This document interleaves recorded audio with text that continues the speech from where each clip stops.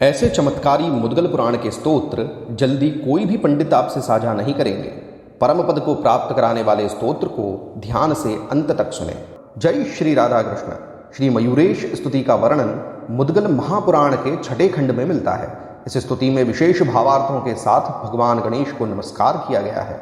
यह स्तोत्र परम पद की प्राप्ति कराने वाला, भोग, मोक्ष और निःसंदेह श्री गणेश भक्ति की प्राप्ति कराने वाला है, ऐसा फलश्रुति में वर्णन है। इस स्तोत्र का नित्य 5 आवर्तन का श्रवण अवश्य करें। ऐसे ही गुप्त और रहस्यमय स्तोत्र हम आपके लिए लेकर आते रहते हैं, इसीलिए इस चैनल को सब्सक्राइब अवश्य कीजिएगा। वीडियो को अंत तक अवश्य देखें और वीडियो के अंत में गणेशाय नमः कमेंट करना न भूलें। आइए सुनते हैं श्री मयूरेश स्तुति। ओम अत श्री मयूरेश स्तुति देवर्षयौजुः नमस्ते शिखिवाहाय मयूरध्वजधारिणे मयूरेश्वर नाम्ने वै गणेशाय नमो नमः। अनाथानां प्रणाथाय गताहंकारिणां वदे माया प्रचालकायैव विघ्नेशाय नमो नमः। सर्वानन्दप्रदात्रे ते सदा स्वानन्दवासिने स्वस्वधर्मरतानां च पालकाय नमो नमः। अनादये परेशाय दैत्यदानवमर्दिने विधर्मस्थस्वभावानां हर्त्रे विकटते नमः। शिवपुत्राय सर्वेषां मात्रे पित्रे नमो नमः। पार्वतीनन्दनायैव स्कन्दाग्रज नमो नमः। नानावताररूपैस्तु विश्वसंस्थाकरायते काश्यपाय नमस्तभ्यं शेषपुत्राय ते नमः।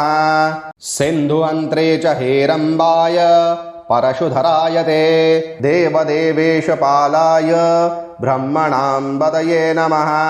योगेशाय सुशान्तिभ्यः शान्तिदात्रे कृपालवे अनन्ताननबाहो ते अनन्तोदर नमो नमः। अनन्तविभवायैव चित्तवृत्तिप्रचालक सर्वहृत्स्थाय सर्वेषां पूज्याय ते नमो नमः। सर्वादिपूज्यरूपाय ज्येष्ठराजाय ते नमः। गणानां पतये चैव सिद्धिबुद्धिवराय च किं स्तुमस्त्वां मयूरेश यत्र वेदादयः प्रभो। योगिनः शान्तिमापन्ना अतो नामामहे वयम्। तेन तुष्टो भव स्वामिन् दयाघनप्रवर्तक त्वदीयाङ्गसमुद्भूतान् रक्षणो नित्यदा प्रभो। एवं स्तुत्वा प्रणेमुस्तं ततो देवो ब्रवींसतान् वरान् वृणुत देवेशा मुनिभिश्च समन्विताः। भवत्कृतमिदं स्तोत्रं सर्वसिद्धिप्रदायकं भविष्यति महाभागा मम प्रीतिविवर्धनम्। यः पठेत् शृणुयाद्वापि श्रावयेत् स लभत्परां भुक्तिं मुक्तिं मदीयां तु नरो भक्तिं न संजयः। ओम इति श्रीमन्मुद्गले महापुराणे षष्ठे खण्डे श्रीमयूरेश स्तुतिः सम्पूर्णम्।